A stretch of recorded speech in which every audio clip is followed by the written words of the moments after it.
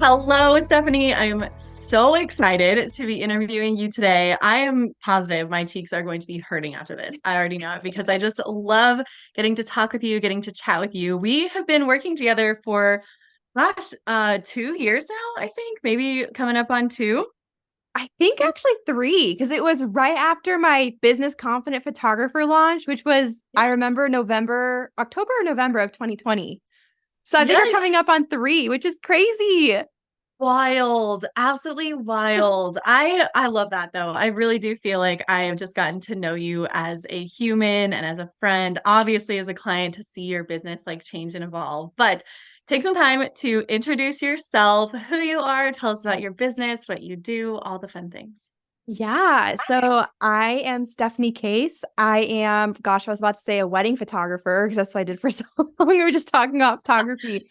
Mhm. But I am a business educator. So we help business owners to become visible online and to grow a business that they really love and that supports the life that they envision for themselves. So a lot of what that looks like right now is teaching on social media, specifically Instagram, Reels, email marketing, YouTube, passive income, things related to all those topics is what we talk a lot about with our audience. So like I mentioned, I started as a photographer, went into photography education, now a business educator, and it's been so fun.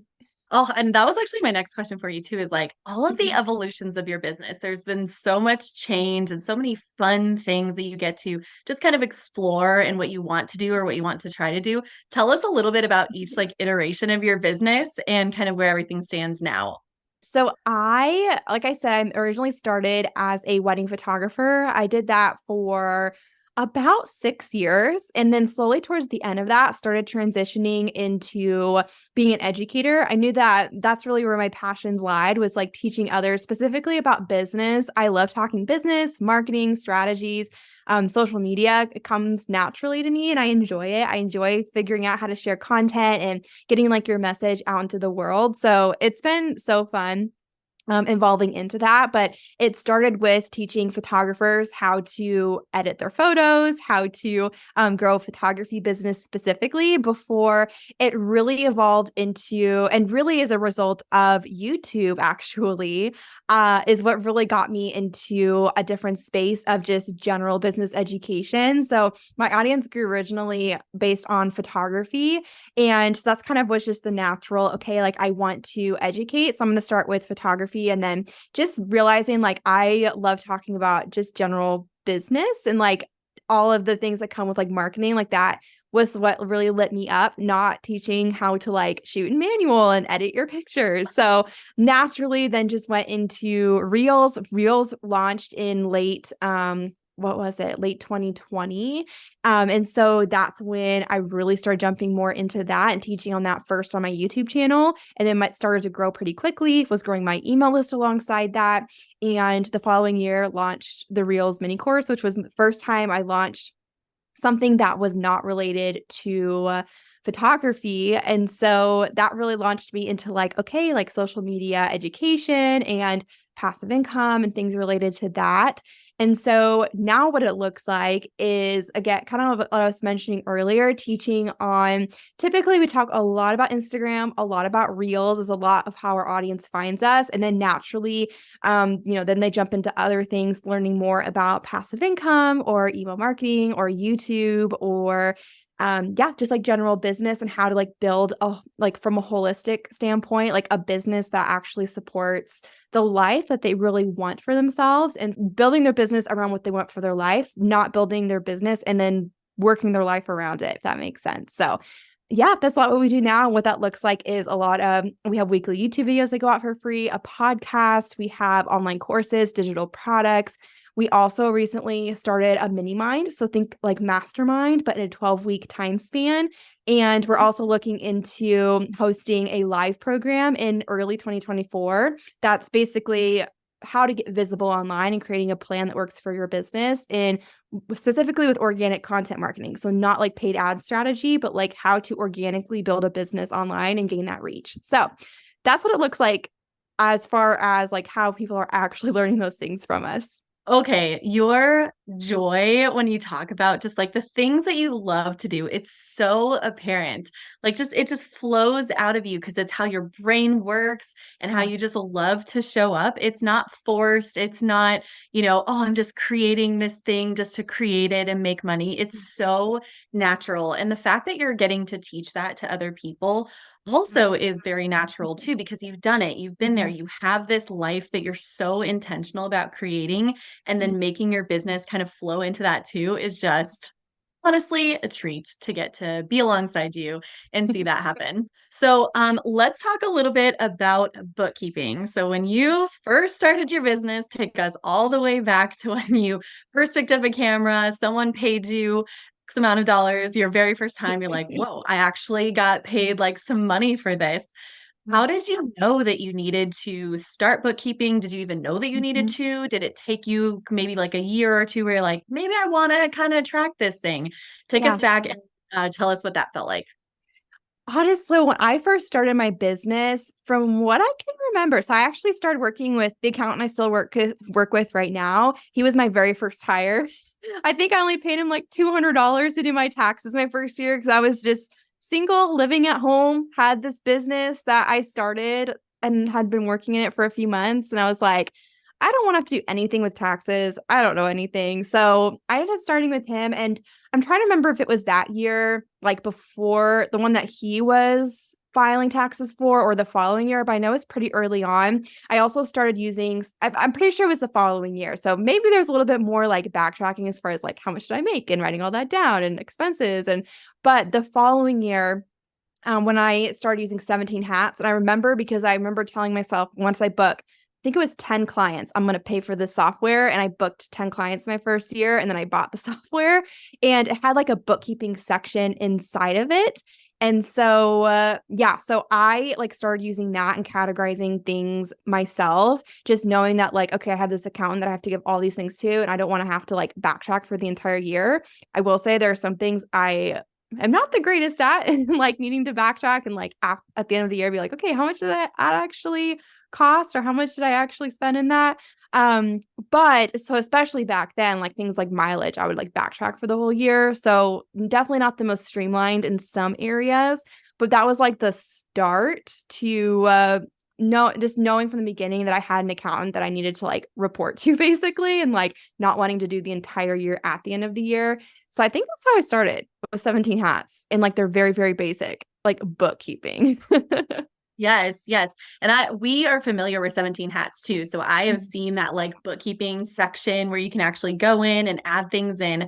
It Mhm. does feel very clunky or it can be manual, but it's Yeah. something. So even if people are listening to this right now and they're like, I have 17 hats, like that was me. I wanted to like invest in the software and have that as a really strong CRM to work with clients, but it's still something. So yay you for like actually you and the person who's listening, like yay you for really taking the time to just be intentional, even if it's in 17 hats or a software on a piece of paper to Yes. actually do the bookkeeping itself.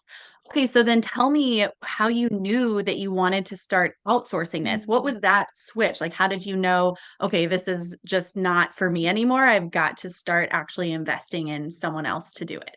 Well, I will say before I like worked with you, I did a little upgrade to QuickBooks. So that was really helpful. And I did that for a while. And I think it worked really well because for a long time, like with photography, and somewhat still to this day, but there were so many transaction volume was very low because I had, maybe 10 to 15 clients a year. They made one or two payments each. And then I had my expenses. And so that was a lot of what I was categorizing. And there's a lot of like rules you can set up so that I didn't have to spend like usually there was just a couple every month. I'd have to like remember what they were, but for the most part, it was just approving things. And then that was it. I did not know you're supposed to be like reconciling that with your bank. So that's something when I hired you, I was like, oh, that's probably a good thing to do. But I remember like getting to a point, especially as I pivoted into education And as like the volume, the number of sales was increasing, especially with digital products, and having like launches where I'm launching and selling to, 100, 150, 200 people in a week. Definitely a lot more transactions to be filing. And I just knew with that much volume happening, I didn't want to have to be totally responsible for making sure that everything was correct. And so, yeah, I knew it was around that time when I launched that first course. I can't remember if it was like right before, right after, but that I knew that I needed help because there was so many transactions going in and out that it was hard for me to keep up with. I'm pretty sure when you reached out, I was like 6 months behind, and I was like, yeah, I can't even like, because I had Yeah. launched before that launch, I had a course that I already put out there. I had some digital products and had other income coming in. And so, yeah, so I just knew I was like, okay, I definitely need some help here. And also just like, I would rather bring someone on my team to do that versus trying to figure it all out myself and hope I did it right. And it was definitely a very good decision, obviously, because like you, again, like with reconciling and just knowing how to like categorize things correctly for tax time was huge. Yes. And I feel like I say that to so many clients who are exactly like you. Like you are not alone when you're going from those one-to-one services to one-to-many. You may have only a handful of weddings, maybe like 4 to 8, sometimes two per weekend. So maybe like 4 to 8 per month. That's not much to categorize. But when you really do make that change to start selling one-to-many, you can have 200 a week. So it really does change the amount of time that you're actually sitting down and inputting things.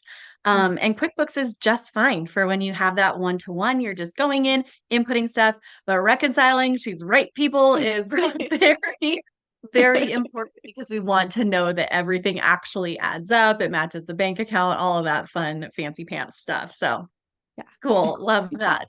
And that kind of transitions into my next question too. You are someone who's just very consistent with content, as we talked about already. Like you love it, it just lights you up. But you also have a couple of team members too. How do you feel like you use bookkeeping or just numbers in general, even if it's just like sales math, but bookkeeping too? How do you use that information for planning out your launches or kind of just even evaluating how a launch performed? Yeah. So, man, there's so many different things that come to mind from like, and Madison knows this. I'm definitely more conservative in the sense of like, I like to have a good buffer, a good savings of like, especially if I'm going to hire a team member or going into like once I've launched something, like I'm not immediately taking all that money and being like, this is all for me, like distributing that into like, okay, like let's plan out. We're not going to be launching something again for a month or two. So just making sure I'm accounting for that and just the highs and lows in your revenue that can come with being an entrepreneur. Like you might have months where it's like, this is the best month ever. And then you have months where you're like, wow, I made like $1,000 in profit. Great. But it's like there's those highs and lows, right? And obviously there's ways you can like have more consistency, but I think like just it's just the nature of like having a business. You're going to have months where you have really high profit and more revenue and months where maybe you have that big expense of the year come in. For me, that also like one thing that always comes to mind is in January I'm always paying a good chunk of change for Kajabi, so like accounting for that. When it comes to at least specifically to launches, something that's really helped me and something that I've actually had more intention with in the past year is planning out launches and spacing them out so that I'm not seeing as much like, okay, I'm going to launch 3 new things the first quarter of the year and then spend the rest of the year trying to automate that or keep up with that, right? Like having those spaced out a little bit and thinking more strategically about like, okay, let's, run a webinar in this corner and also launch a new digital product. And then the next quarter is going to be a new course. And the next quarter, we're going to work on, launching Mini Mind and maybe another digital product and like spacing those things out, especially as my business, a lot of it is one to many, like having more of those like planned intentional campaigns can be really helpful. It also helps to just like not like have a little more consistency in your revenue. There's so many more things I feel like I could mention when it comes to this as far as like I don't even know like when it comes to even just like hiring people, having that extra buffer like I mentioned, or yeah, just like even when we are launching things, like how am I planning out like when we're going to do new things and adding different things in. But I would say in a like nutshell, that would be the main thing I would say there. Yes, there are really, I already know like all the things that are going through your brain right now. Like I could talk about this, I could talk about that, like hiring, marketing math, like conversion rates. There's so much that goes Yes. into Oh all of it. yeah. I In didn't even addition think to, about like you were asking about conversions. I'm like, oh yeah, my yeah. email list is like 1 to 3% might convert and then backtracking from there. Yes, yes. Or even Yeah. just sales goals too, thinking like this is how much that I want to bring home that I need for my life Totally. to be able to, keep the lights on, make sure that we have food on the table, just make a Yeah. like a happy, healthy home. And then like backing into that, like, okay, if that's what I need to bring home, then how much needs to show up on my profit and loss for me to be able to make this life Mhm. that I want happen? Yeah, there's so many things that we could talk about when it comes to that. And one of the things too that I think is really fun about your profit and loss specifically is that Mhm. your whole revenue section is just broken out into everything that you do. And Mhm. what's even more fun about that too, I'm like, getting so giddy about this is that seeing your like one to one and then your one to many literally just evolve and like Yes. trend over time has been Yes. so fun to see because we heavily break it out where we can see all of your products, all of your like courses, and like literally everything is so beautiful and pretty on there. Your profit and loss is truly one of my favorite. Oh, thanks. Yeah, I love it's been so fun. Like it has been, I feel like the way I shifted, even you could go down the rabbit hole of like income wise, like pivoting and adding new things. And like I wanted to get away from all of my income being client based.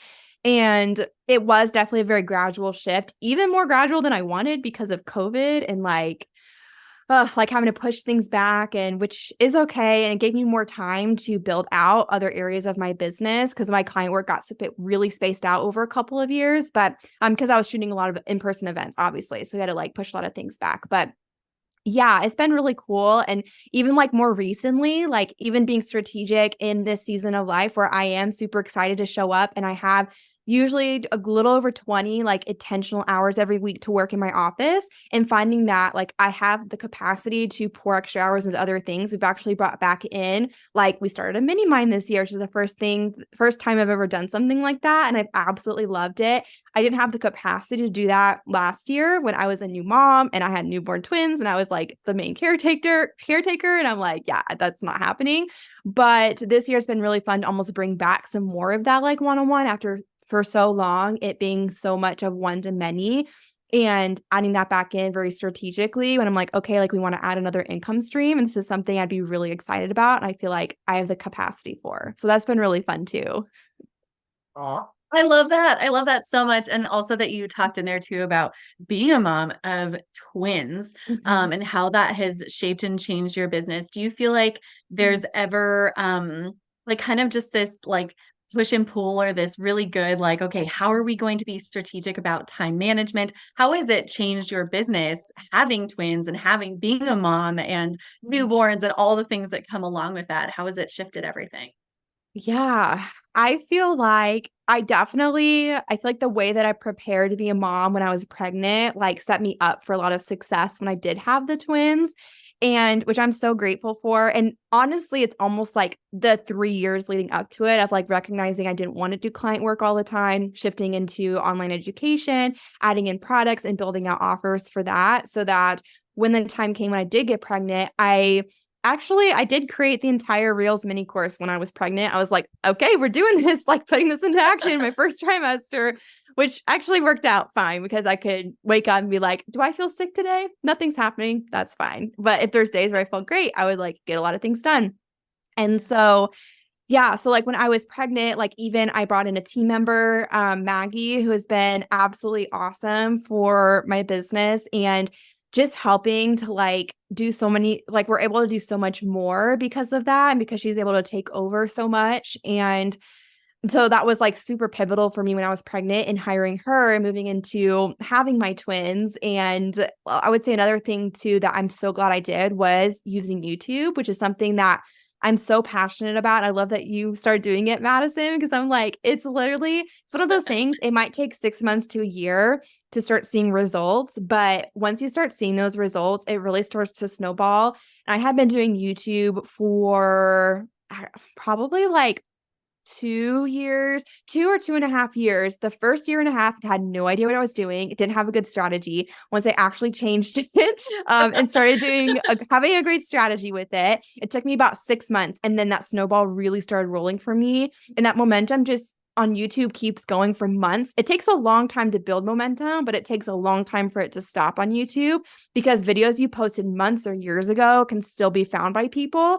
And so Yeah. for me, during that season of becoming a mom and not being able to have dedicated work hours, like I was working literally in between naps most of the time for the first like 8 months and with twins and trying to sync them. And then my husband worked from home a lot, but he was still in the office a couple days a week. And obviously his priority had to be like on his laptop and working. And so it was honestly a lifesaver, like having Maggie, having almost this like little marketing machine of YouTube. In my mind, it's like I have all these little employees on YouTube who are like marketing Yes. for me when I'm not Yes. working. And having that paired with, good email automations where I can make sales when even when I wasn't working, like truly is what sustained my business last year. Like that's where I can pinpoint so many of my sales. Like we track our traffic sources and like where leads come in and then who converts. And it's been insane. I don't even remember the original question, but going back to becoming a mom. Yeah, it definitely like setting myself up for success and thinking ahead in that way of like hiring and having those automations for leaning into YouTube, even though it's not something that you'll see immediate success. Like it's going to take time, like long term that sustained me so well. And then just being sure that like the things I'm doing are actually impactful for my business and not just doing busy work just to do busy work. And because if I'm going to be in my office, like I want to be excited about what I'm doing and not just doing things because I just feel like they need to be done or like I don't want to outsource and letting go of that control and bringing people into my team who have knowledge and skills that I don't have. And I want them to, so like you with bookkeeping, I was like, yeah, most of the stuff you're doing, I'm like, I don't even know like what this is like. So it's a good thing you're doing it, not me.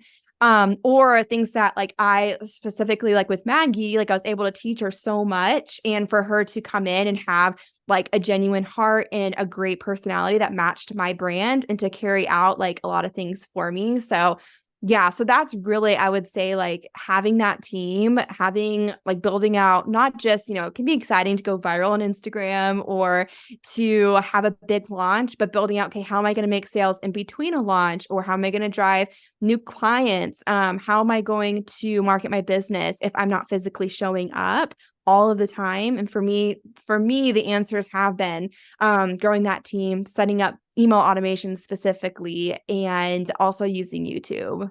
I'm like kind of tearing up. Like, this is gonna sound cheesy, but everything that you just said, all of those extremely intentional decisions that you decided to make in your business allow you to have this full, rich life outside of your business. So it's this beautiful blend of here's me and my marketing and YouTube and all the things that light me up that aren't being a mom or just, living my life outside of my business. But then you also do have your family, your husband, your, dogs, like literally everything else, and probably so much more other your hobbies, literally everything else. And it all works together because of these decisions that you've decided to make. So that Mhm. is just really beautiful. Oh. Yeah, I love that. I love that we got to talk about that a little bit too. Okay, so switching gears a little bit, Mhm. just a hair. I feel like there's so many people that say like, I don't even know if bookkeeping's worth it. Like I could Mhm. hire a bookkeeper, but I just don't know if it's going to be worth it for me. I know that I need to have it done because it's a non-negotiable in business. You have to do your bookkeeping, but is it worth it for me to pay someone? What Mhm. would you tell the people that are thinking that same thought? Mm. Yeah, I would say the first thought that comes to mind is it something that you dread and that you constantly put at the bottom of your to-do list and then put it at the bottom of your to-do list again when you get to it because you're like, I just don't want to do this. That was me for a long time. Like I mentioned, like when I hired you, I'm pretty sure I hadn't done my books in a while. And that was pretty common. Like I would go 3 or 4 months or longer without really, like I would track sales like from a high level perspective in other ways, like, okay, how many clients did I book? How much revenue am I bringing in? But not knowing the exact numbers for that long, I know like it's just so much better. I've learned so much now, but it's just so much better to have a good like handle on your numbers as they are happening throughout every month, and not going 3 months down the road and being like, oh, wait, why was that happening? Why did sales drop here? Or why, oh, that was a big expense. Like, and not even being able to like have a good handle on what, like, do you know what your average monthly expenses are? Do you know like what your average profit is? Do you know what your average revenue is? Another thing that I didn't mention earlier that was transformational for me in like last year and even just the last, I think, 2-ish years, is profit first, and implementing that. And then also having Madison be able to give me a good handle on like, okay, once the income comes in, it goes into those different buckets. Like, what are the expenses going out? What are, even from the income, like, where's that coming from?